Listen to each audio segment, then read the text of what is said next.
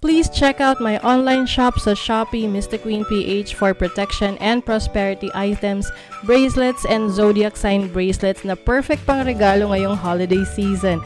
Dahil bukod sa mga vouchers na available para sa inyo, may 25% discount din tayo sa lahat ng items until November 30, 2023. So grab this opportunity at padaluyin ng swerte sa pagsalubong ng taong 2024. Check out nyo na yan. Lahat ng links ay nasa description. Sagittarius, hi! Welcome to Mystic Queen PH at ito ang inyong weekly reading for November 27 to December 3, 2023. General reading, just take what resonates. Watch your Sun, Moon, Rising, Venus for other messages, and thank you sa lahat ng mga sumusuporta dito sa ating channel. Just a reminder, gamitin nyo lamang ang reading na ito bilang gabay. And pa-follow, like na rin ang ating Facebook at TikTok. Lahat po yan, Mystic Queen PH. Okay, so let us see, Sagittarius, what's up for you this week? Ano yung overall energy? Oh, we have the Death card. So this is transformation, like a major change. You are changing, Sagittarius. And of course, kasi nga, no, Sagittarius season na. Happy birthday nga pala sa inyo. Happy solar return. Ayan. So merong something is ending and something is beginning. Yes, you're transforming. Let's see your challenge for this week. Ano yung challenge ng mga Sag?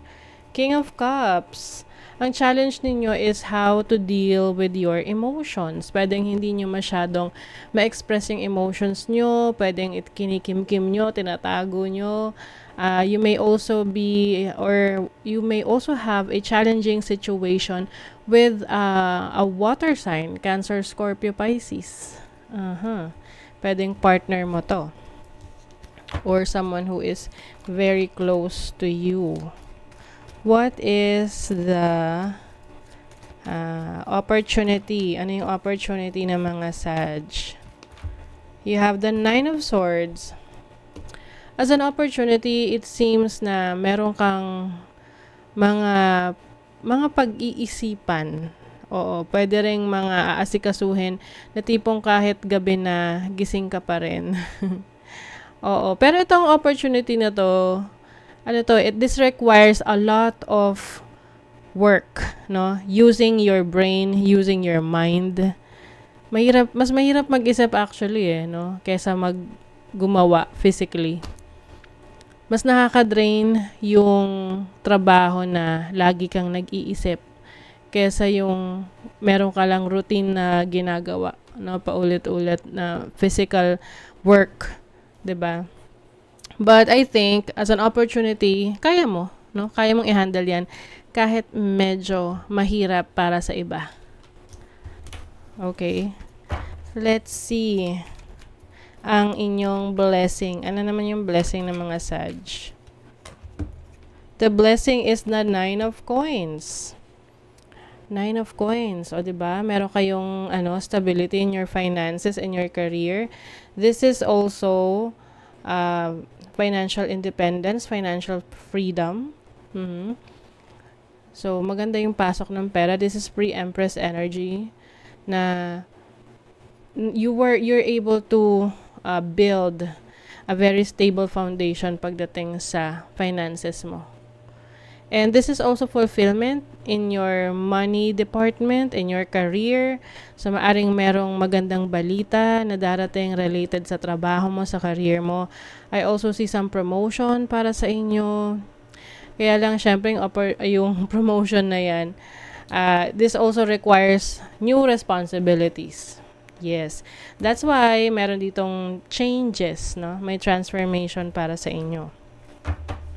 So, let us see yung energy ng love life. Love life ng mga Sag. Ano yung energy ng love life ninyo? True love. So, sabi rito, this love is once in a lifetime. You may be dealing with someone na masasabi mo na true love mo siya, or pwedeng meron kang makikilala this week, or marireveal this week, itong person na to na siya pala ay para sa'yo. Or some of you are just in love. Expectation. So, pagdating sa relationship, pwede rin marami kang expectations sa connection mo, sa relationship mo, sa person mo. Just make sure na you are setting proper expectations. Alam rin niya kung ano expectations mo sa kanya. At alam mo rin yung expectations ng person mo sa'yo. Kasi minsan dyan yan kaka-problema. Yung expectations. Minsan kasi hindi yan kina-communicate. Oo. Ano yung expectations sa isa't isa. You have the 5 of Swords. Na pwedeng pagmulan ng misunderstanding, miscommunication. Kaya maganda na nasasabi nyo sa isa't isa kung ano yung gusto nyo sa relationship. You have the Ace of Wands. Some of you kasi pwedeng nagsisimula pa lang tong relationship na to. Or parang mabilis yung mga pangyayari, mabilis yung development ng relationship. Parang magugulat ka na lang. Siguro, this is part of the transformation, yung pagpasok nyo sa bagong relationship. You have the Sun. You may be dealing with a Leo. Leo energy. So, it seems na, in love, ang mga Sagittarius ngayon. Yung iba, of course, if you are connecting with someone new right now, so parang nag-experiment ka rito sa relationship na to. So, yun nga, just make sure that alam nyo pareho yung gusto nyo sa relationship. Para walang nag-expect na magiging ganito, pero hindi naman pala kayang ibigay ng isa. 'Di ba? Yeah.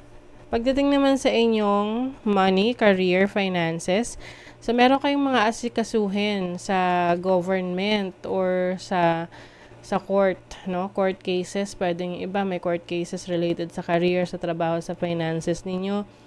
Yung iba naman mga documents ito. Meron kang ipaprocess ng mga documentations, lalo na if you are starting a new job or a new business. Ayan. And then, team player. So, yung iba sa inyo, magiging part kayo ng isang team. Pwedeng lilipat kayo ng department, tapos may bago kayong team. Or, lilipat kayo ng bagong team. Di ba ganon sa mga companies, may mga teams, yung iba. So, maaring yan yung isa sa transformation na mangyayari. And, of course, this is also allowing others to share their talents and skills with you. That will help your career or business grow further. Yes, so this is being open to collaboration. Yes, King of Coins. You have the 9 of Wands and the Fool. Yes, so this is a new start, a new experience, no? I think you are being guided by someone here na boss ninyo or someone who knows a lot about your business or your career. It takes a lot of work, pero kaya mo, no? Kaya mong i-handle. So, this is your self-care. Space, diba? The quality of your life has more to do with what you remove from your life than what you add to it. So, give yourself the gift of space. So, I think this is part of the transformation. Meron kayong i-let go para merong pumasok na bago.